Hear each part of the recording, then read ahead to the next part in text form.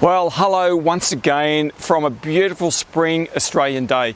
Sunshine galore, and I'm out here looking around at the countryside, and once again I want to bring you to a location that I've shot at quite a few times before. And I'm going to run through some of the shots that I've taken here and try and explain how I went about doing so. So, where is it? Well, just have a look over here, over my left shoulder, and you'll see this absolutely gorgeous old shed. Have a look at that. It's right on the side of the road here, which makes it a very easy subject to shoot. Love this old dead tree on the side there as well. So, I'm going to run you through. Now, I took a number of shots here, and some of them separated by as much as about 12 months.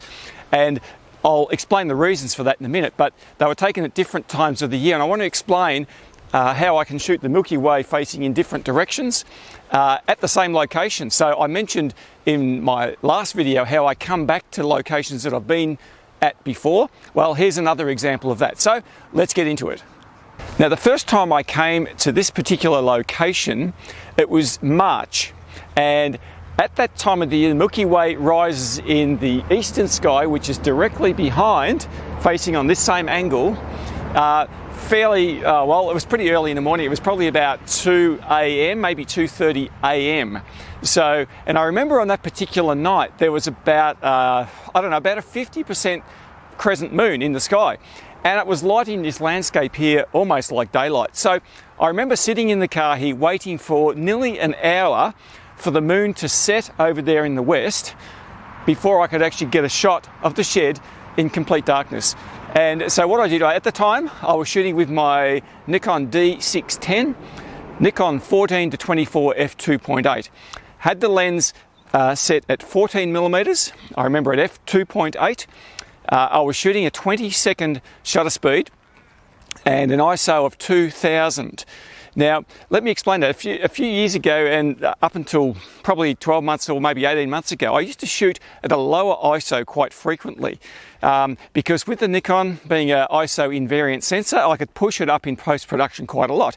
Now, what I've been doing more recently is shooting at a higher ISO. You'll notice some of my shots are shot at ISO 6400, but a lot of the reason for that is because I'm doing a lot more stacking these days, and when I'm stacking night sky images, it reduces the high ISO noise anyway. So back then when I shot this, I was shooting single shots for the sky. In fact, this shot I'm going to show you in a minute is a single shot. And what I did, I was facing this way here. The camera was right here, just right next to this fence.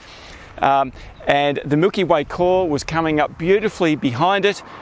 I put a bit of light painting from both sides, and remember, this is a single shot, so I did all of this in one single shot, and at the time I think it came out really well.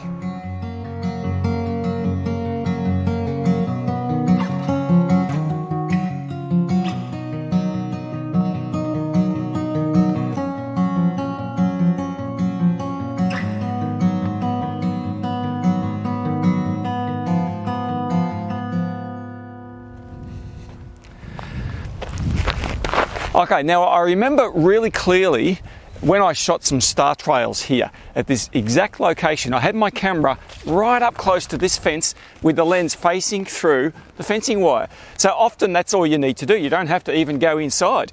And I had my camera really low down here because I wanted to get the sky up through that dead tree that you can see in the background there. Now, you can probably tell this is a really busy road over there. Lots of cars and trucks going past. All the time, constantly, all day. And the night I was here, there was a lot of trucks going through all during the night. So you'll notice in the final image that there are headlights impacting the trees in the background down the road there. But I didn't mind so much. So what I did here, I shot my D610, again with a Nikon 14-24 f2.8 lens. I was shooting it again at 14mm, so as wide as I could get the angle. I wanted to get as many stars as possible. Facing south, now due south is just down past that tree there. So I get the circular rotation of the stars as the time progresses. I shot 10 3-minute exposures. So to do that I need an intervalometer because the camera won't shoot any longer than 30 seconds without some sort of external device telling it to go longer. So I just used a simple, cheap intervalometer set the shutter speed to 3 minutes with a 1 second interval between. Now I want the most minimal amount of gap between each shot, because I don't want those stars to have gaps in between them when I join them together. So I shot 10 3-minute exposures, f2.8 at ISO 640, and this is the resulting image.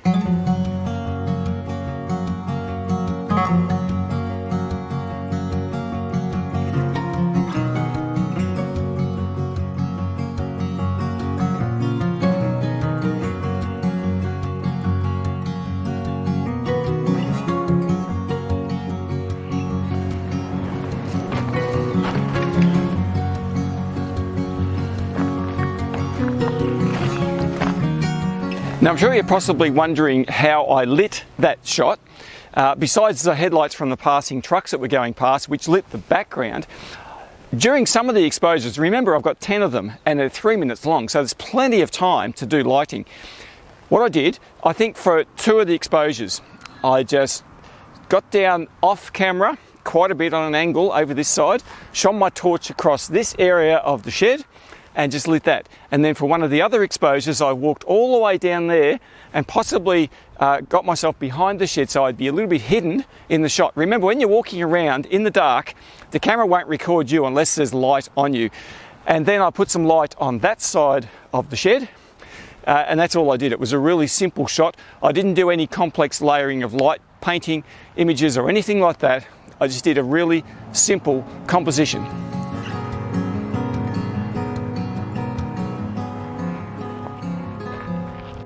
So I mentioned earlier that I shot this location separated by a fair bit of time. So as you can see, what I've done here is I've come around to the other side. So now I'm facing in the southwesterly perspective. Now, during probably about September and October, the Milky Way core is setting down in that southwestern sky, as you can see, directly over the top of this shed and the tree. So I was really keen to come back here and capture that perspective. So what did I do? This time I had my D750 and my Nikon 20mm f1.8 lens. It's just sitting really low to the ground, just here. This was a year later, or thereabouts. It was the following year from those previous 2. And you can see I've changed my methodology a little bit with the way I'm shooting nightscapes in the time. So I'm going back a little while when I shot those first ones. What I did here, I decided I would shoot 1 shot for the background and a few shots, and in this case 3 shots for the foreground, and blend them together. Now, you know I've been doing this for a long time. So what I did, I shot the background shot at 20-second shutter speed, and I stopped my lens down to f2.2. Remember, it's an f1.8 lens, so it's f2.2, and I had my ISO at 2500. Shot that 1 background shot with the sky, the Milky Way in the background. Then I shot 3 images light painting the foreground, and they were also shot at f2.2, ISO 2500 to 20-second shutter speeds. Now these days I would do it differently to that, and you know that I stopped down my aperture and changed my ISO. But when I shot this one, I did the more conventional way that most people would do their light painting and their shots, and blended them that way. And I put a light inside the shed, which was an Z96 LED light panel, just on a warm glow on a very low level, because at that high ISO and that long shutter speed, any light that's on for constant amount of time for the whole exposure is going to blow out. So I remember putting it in the shed, having it hard up against the wall so that there was only a really dull glow emanating out, and I think it looks pretty good. Then for one of the shots I went down the back there, backlit the side on that tank and the side structure, and for the other shot I went over this side, did the same thing onto this wall, and I think that shot came out really well.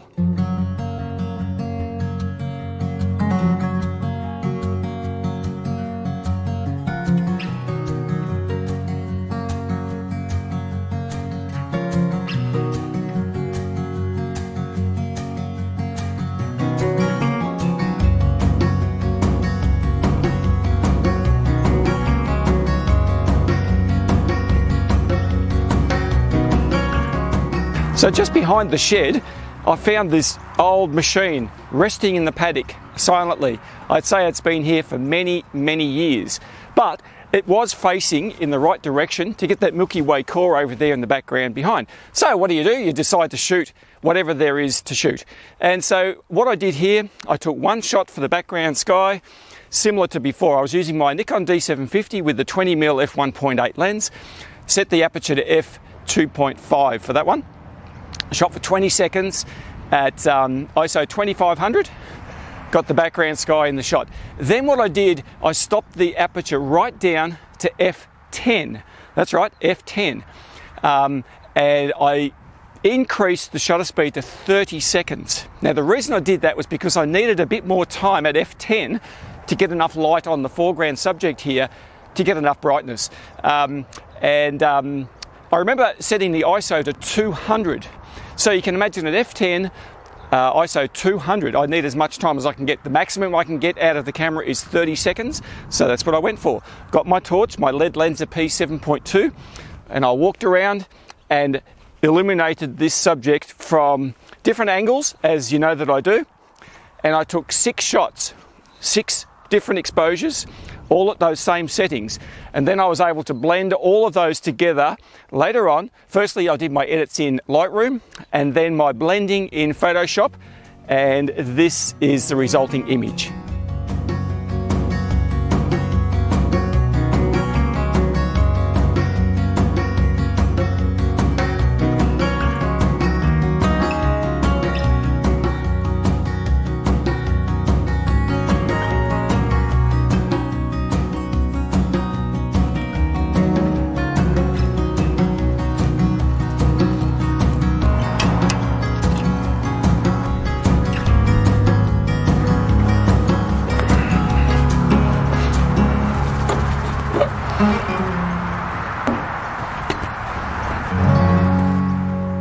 So while I was in this particular spot, I decided I'd do a panorama facing that direction. Now, I'm looking at this crop of wheat or paddock here.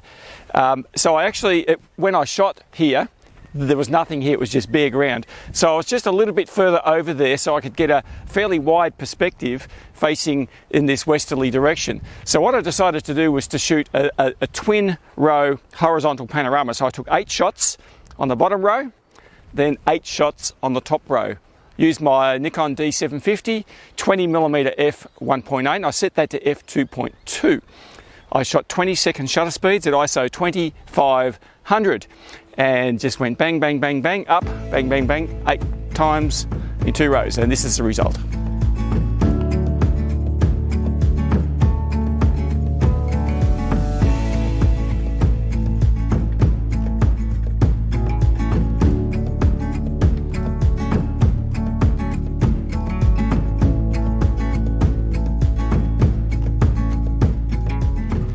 So by this stage, I felt like I was on a bit of a roll. So I decided I was going to shoot a time lapse. So once again, I got my D750 on the tripod over here, fitted with my Nikon 14 to 24 f2.8 at the 14mm widest possible opening. And then I shot at f2.8 and the ISO was 2500. My shutter speed was going to be 20 seconds. Now that leaves me about a 3 to 5 second interval between shots. 360 shots in total. Now you can see what I did. I also decided I wanted to pan the time lapse as it was happening from this side, so I can got the hut here in the shot, and then I was going to pan across this way. So how do I do that? Well, I used my Syrp Genie Mini. And that's a great device. It operates via Bluetooth on the app, and you can just stick that on top of the tripod, camera on top of that, and that shot came out really, really well.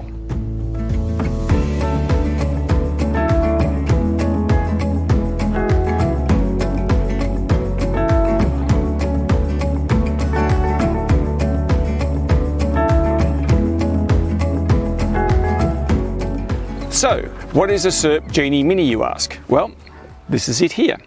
It's basically a small turntable that is operated via Bluetooth app on the phone. Now what I've done here, I've attached a quick release small ball head plate on the top, also a quick release plate on the bottom so that I can quickly mount that onto my tripods.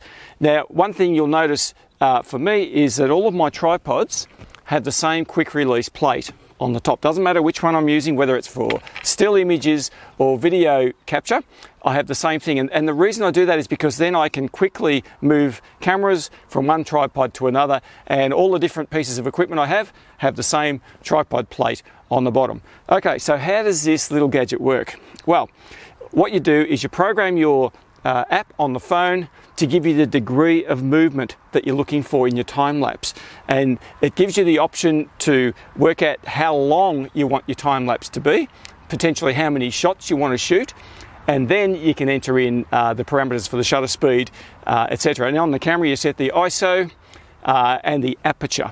So, and then you just set the thing going, sit back, have a cup of tea, and let this little baby do its work.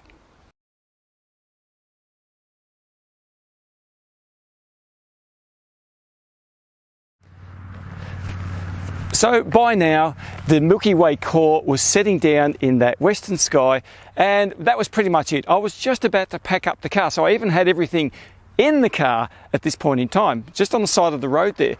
And I was really happy with all of the shots that I'd got.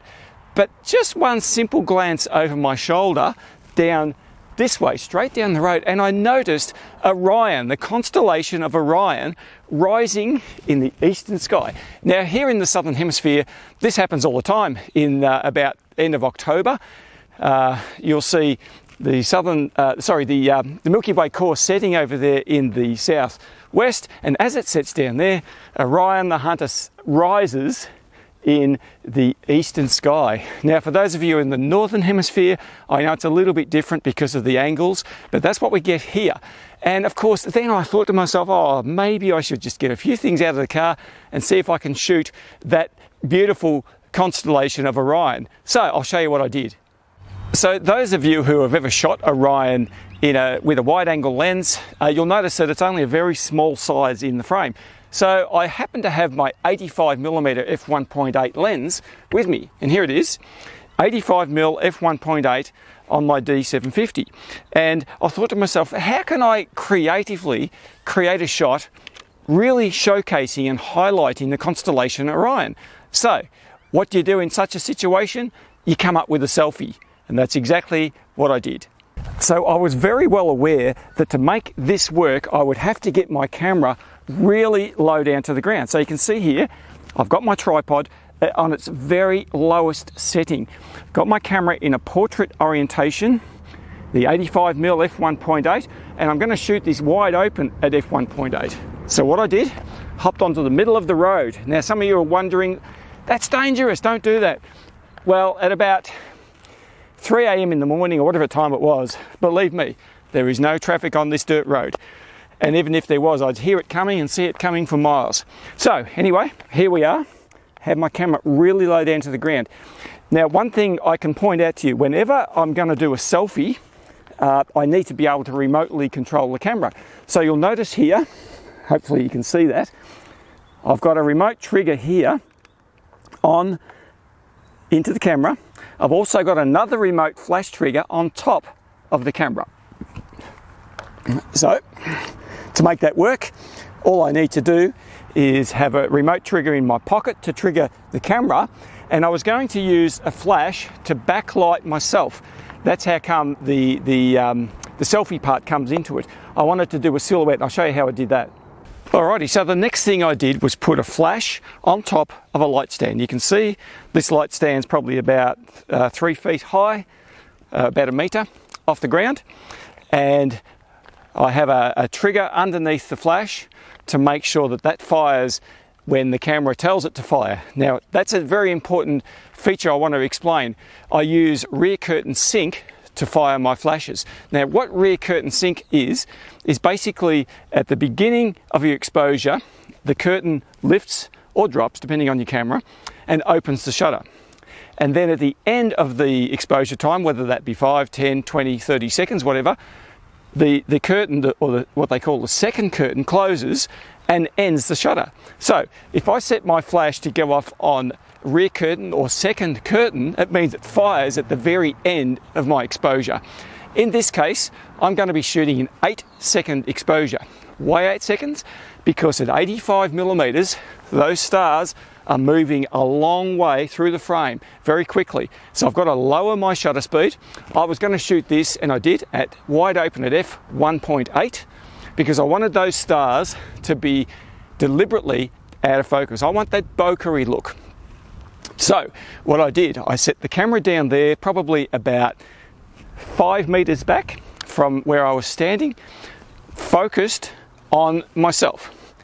Really hard to do that when you're only by yourself out here. So what I did, I put the flash, something like that, turned it on so the back of the flash is actually illuminated, then focused on that point with my camera.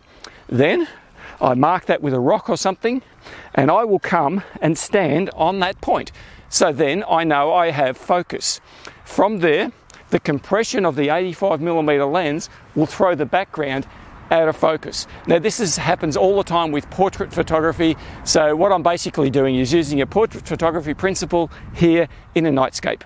And so then I put the flash probably about another 4 meters down the road in front of where I was standing, just down here somewhere. Then I come back to that point that I've marked here, just on there. I've got my flash trigger, where is it? In my pocket. Okay, now this, remember, fires the camera shutter, and the one on top of the camera fires the flash. Now what I have to do is make sure that my body is actually hiding that flash, because otherwise the flash will flare into the camera and my photo is ruined. So what I did, I turned around, faced straight down the road. There's a bit of trial and error in this, believe me. Put my hand something like this, try and hide the remote control, and press click. Now I've got to hold still for 8 seconds. If I move around, then I will blur.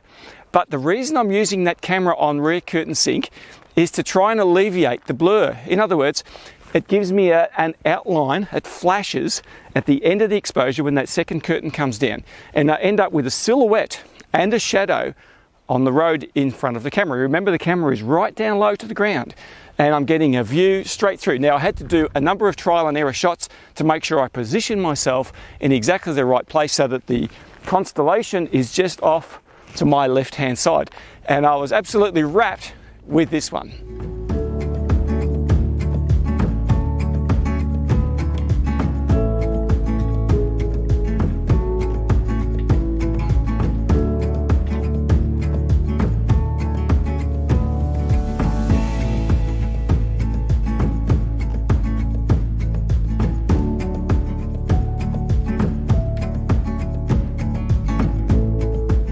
Now before we go on, I know a lot of you are going to ask me about the flash and the modifier. So what I've got on this is the Mag Mod system. So a series of magnets. You'll notice I'm using a grid. I often use a grid on my flash. What it does is contains the beam of the flash. So it just goes forward rather than spreading out too far. And that's really good for stopping flare and for actually keeping the light level under control. So it's got a magnet which stretches around the top of the flash, and that just sticks on with a magnet. There's all sorts of modifiers that you can get for these. So they're called Mag Mod. Now, the flash itself, this is honestly one of the cheapest flashes you can buy. You do not need an expensive flash to do this type of work. Everything is totally manual, so you do not need things like high-speed sync or TTL or any of the other flash fancy things. All I want is a fully manual flash. So you can buy these on eBay for about 50 bucks, and they work a treat. And they're quite rugged. I've had some of these, they're made in China. In fact, they're a copy of another Chinese brand. So that's how cheap they are. But you know, I've had these for years, and I've chucked them in the back of the car. I've had them out in paddocks, out in freezing cold weather, still going strong. So I can't recommend them highly enough. Set the flash. The other thing you're going to ask me is how bright to set my flash power. And the answer is, I don't know until I do some experiments, but usually somewhere between about a 16th, maybe a 32nd power. It does not need to be bright because I'm shooting it wide open at f1.8 at a high ISO of 2500. I don't need a lot of flash power. Believe me, it's going to blow it out. So that's about the flash, and I want to do some more videos about flash photography for nightscapes. So that's something on my agenda, and I'll get onto that down the track. Okay, well, once again, we've had a fantastic adventure out here in this beautiful spring sunshine. And you know, I love this spot. I'll probably come back here in the future again, because these iconic spots like this, there's not that many of them around, and you've got to make the most of the opportunities when they arise. So thank you so much for being here once again. Really appreciate the fact that you come watch my videos. Always happy to chat in the comments, as you know, and I'll look forward to seeing you next time, probably out under the stars somewhere, but I'm going to look forward to that. So I'll see you later.